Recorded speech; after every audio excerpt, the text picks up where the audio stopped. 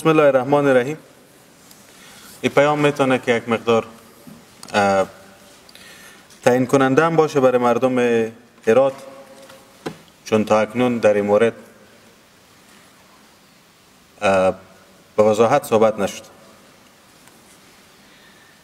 هرات پایتخت تمدن اسلامی بود. هرات در بلندای این شهر نمادهای اسلامی علم تبلور میکرده و این سالانی هم که شما میبینین همه بوی از اسلام داره. از مصلی هرات، مسجد جامع، از ادوار مختلف، از بهزاد، از گوهرشاد، از فخرالمدارس سرزمین اسلامی بود. ما اسلام را در این شهر تولید کردیم. از نو کسی ما را مسلمان کرده نمیتونه. از نو ما دعوتگران اسلام بودیم، کسی ما را به اسلام دعوت کرده نمیتونه. ما به خاطر اسلام در این شهر 24 هوت به وجود آوردیم.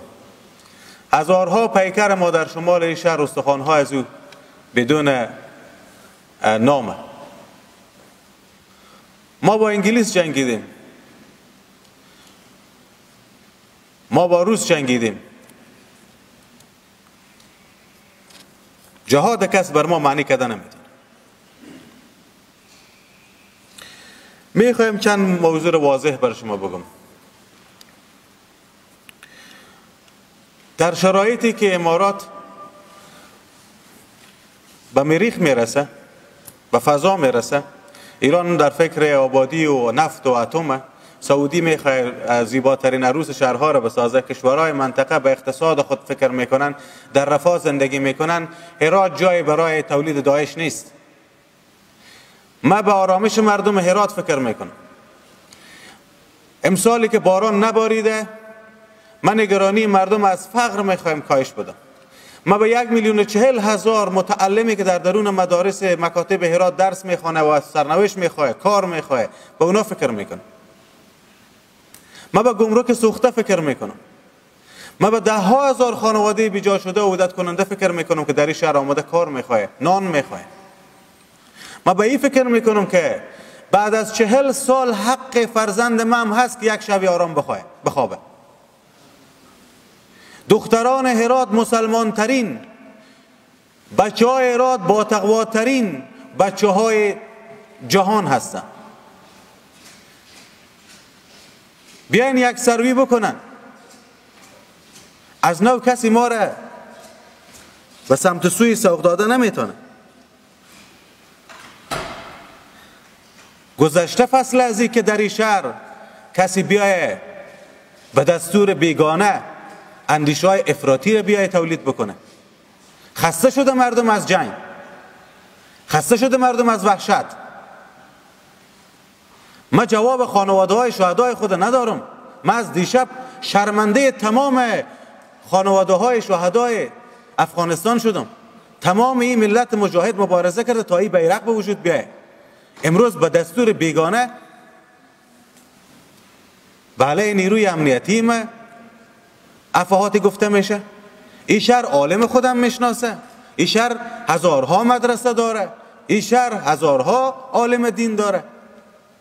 به خاطر ماجراجویی، به خاطر موج سواری نمیشه تمام هستی و ارزش های یک شهر رو به تاراج گرفت.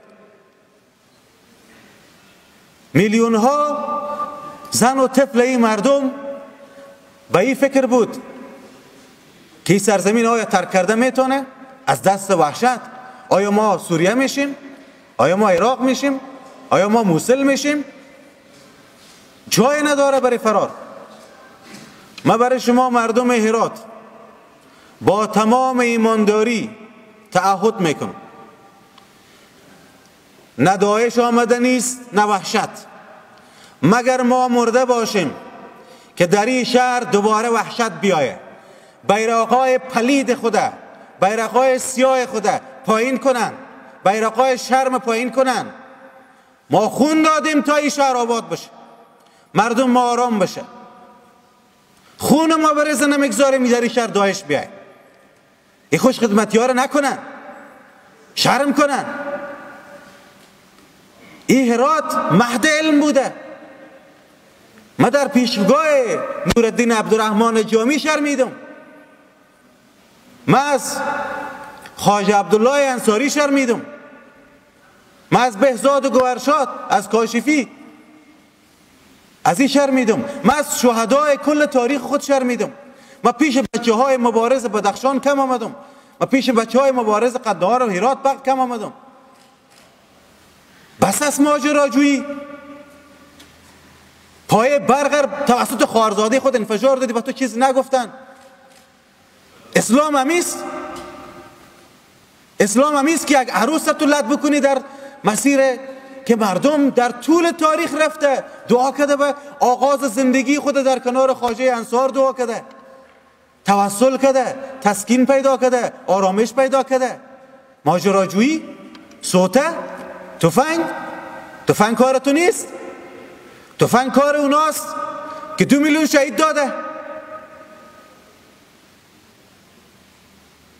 پا از گلیم خود بیشتر دراز نکن. احساسات مردم جریحه دار نکن. این ملت میخواه به آبادانی فکر کنه. نو بر آبهای خود حاکم شده، بر بند کمال خان و بند سلما و معادل خود حاکم شده. توطئه بیگانه رو نیار سر ما رو دوباره سوق ندی به جنگ ها. من از ملت خود خواهش دارم. ملت، ما شما یک مردم مسلمانیم. از مردم ایران هم کده الحمدلله مسلمان تر، از مردم پاکستان هم کده، از مردم سعودی هم کده. با حفظ احترام به همینا بیاین سرشماری بکنن، بیاین سنجش بکنن، بیاین بسنجن. آرام باشین. ما خودمون راه اسلام رو پیدا کردیم. مسیر ما اسلامی است. کسی به علیه فرزند ما فتوا دادن نمیتونه. به اساس قانون اساسی کشور فرزند ما مبارزه خسته و از این بیرق اسلامی که در بلندای از این لا اله الا الله محمد رسول الله نوشته ما دفاع کردیم. ما به خاطر از این خون دادیم. یهود کیست؟ یهود کسی که داعش تولید کرده.